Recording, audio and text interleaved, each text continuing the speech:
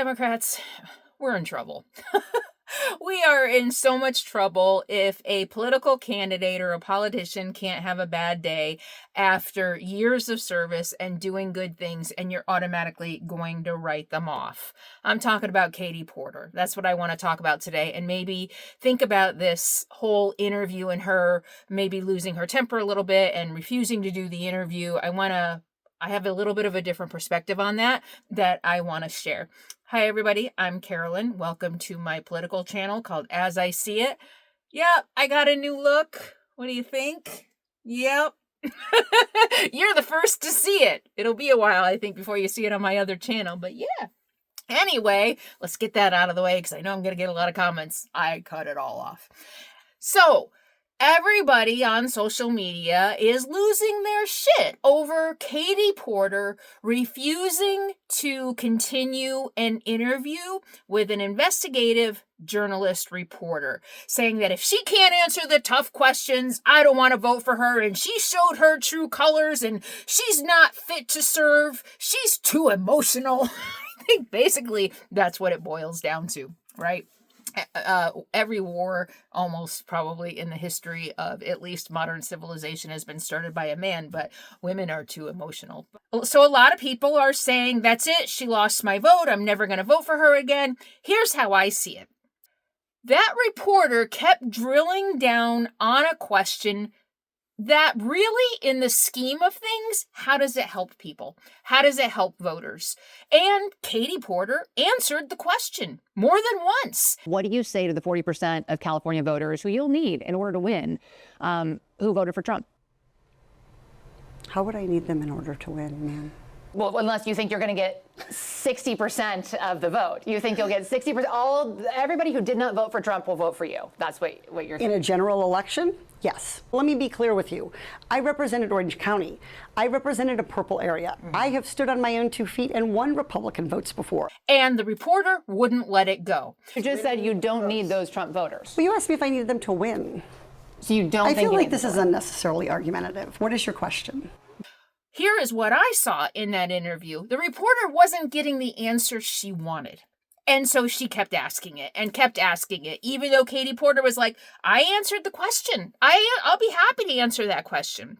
And the question was, what are you going to do to win the 40% of voters in California who voted for Trump? And Katie Porter answered that question. She's like, basically, I don't need them.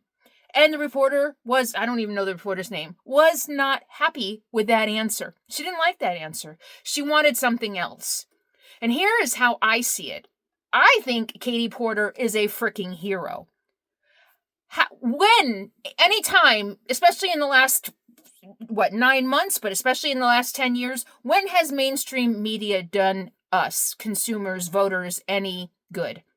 When have they been on our side? When have they done, and it was CBS, who basically, I think, just sided with Trump on something else, right? When has mainstream media ever done anything to benefit us, the viewer, the voter, the consumer? Especially lately, they're all capitulating to Trump. And they were asking a bullshit question. Who cares? There are so many bigger things going on. Our country is rapidly sliding into authoritarianism and fascism. ICE is hurting people in the streets. They just shot a pastor. A judge's house blew up after she said no to Trump. And they're focused on how you going to win the 40% who voted for Trump and wouldn't leave that alone. For one, I understand her frustration, and it is about time people start holding mainstream media accountable. They're not doing their jobs. They are capitulating to whatever forces control them, whether it be Trump or the CEO or the board of directors, for clicks. And maybe that's what this woman was hoping to get, some clickbaity little blurb that they could put all over social media, some gotcha. That's what she wanted, some gotcha moment, right? See, they don't really care about Trump supporters. Look at. That's what it felt like to me. And I think too many of us get caught up in the heat of the moment and stop looking at the bigger picture.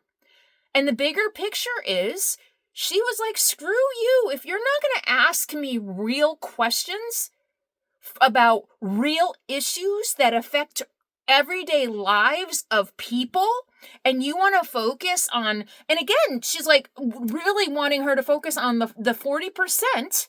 I keep seeing that half the country voted for Trump. No, not even half the voters voted for Trump. That boils down to about 24%, I think it was. I looked it up recently. Maybe around 30%.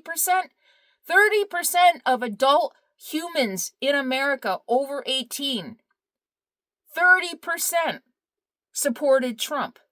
And she kept asking Katie Porter, what are you going to do about the 40%? What are you going to do about the 40%? Stop. It's like we keep focusing on the child that's acting up, and I can relate to this in my own personal life, right? The child that acts up, that does all the bad things and all the anger and all the things, we keep focusing on them instead of the majority of Americans who aren't that. And stop. This is why Kamala probably lost the election. This is why Trump was allowed to be where he is today. In a huge part because of the media, because all of their attention is on Trump and Trump voters. Stop. And Katie Porter's like, I'm not going to do this. I am not. And that's a leader. That is courage. That is bravery. So you don't I think feel like this is unnecessarily argumentative. What is your question? The question is the same thing I asked everybody, that this is being called the empowering voters to stop Trump's power grab. Every other candidate has answered this question. This is not Correct. And I said I support it.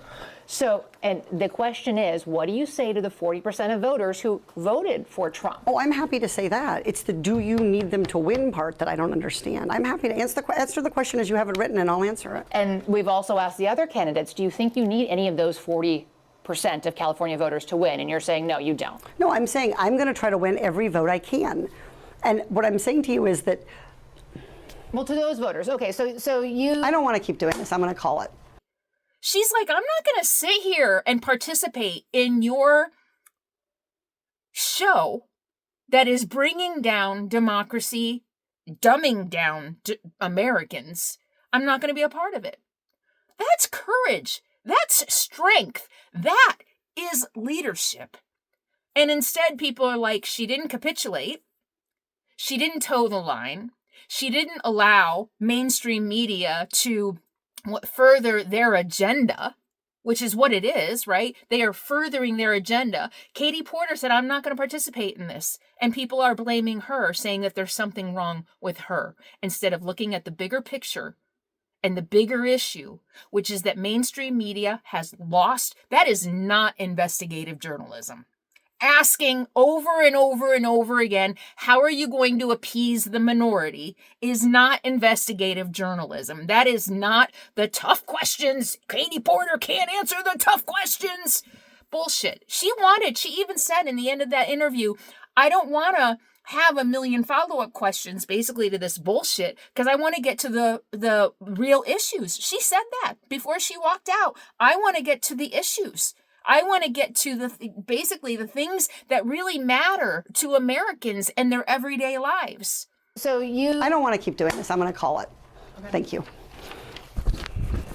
You're not going to do the interview with us? Nope, not like this. I'm not. Not with 7 follow-ups to every single question you ask. Every other candidate has answered. I don't care. Follow-ups. I don't care. I want to have a pleasant, positive conversation in which you ask me about every issue on this list. And if every question you're going to make up a follow-up question, then we're never going to get there. But I thought the reporter, I agree with Katie Porter. She was argumentative. I even saw a brief interview with another female candidate. She wasn't so bad with the men, but another female candidate, and I'll see if I can put it here. And for Californians who live in red districts now, yes, and who want that representation, what do you say to them when they say, yes, but this is going to take that away from me? They still have representation. They still have a voice at the ballot box when they vote for whomever they believe is going to represent their... But you called it manipulation. I mean, it literally is being redrawn to be a blue district as opposed to a red. Yes, it is, but it still includes them. And I would hope that they would look at the candidates who are running. But I'm sorry, but by definition, yes, the whole point is to outweigh their vote. right? Well, it's to keep par with what the impact would have been in terms of gaining 5 Republican seats. Right, but for them specifically. So let's say I am, what's one of the districts you were talking about? And she was argumentative again. So that's how I see it. Katie Porter is a hero. She is a leader. And she did her part to hold mainstream media accountable for their bullshit that got us here. That's how I see it. Let me know what you think in the comments below. Did this change your mind, either for the better or for the worse, about Katie Porter? And yeah, just let me know what you think below. If you like my content here, do me a favor, subscribe to my channel, hit that thumbs up, and leave a comment, and share. Sharing my videos helps this channel grow as well. All right, I'll see you soon.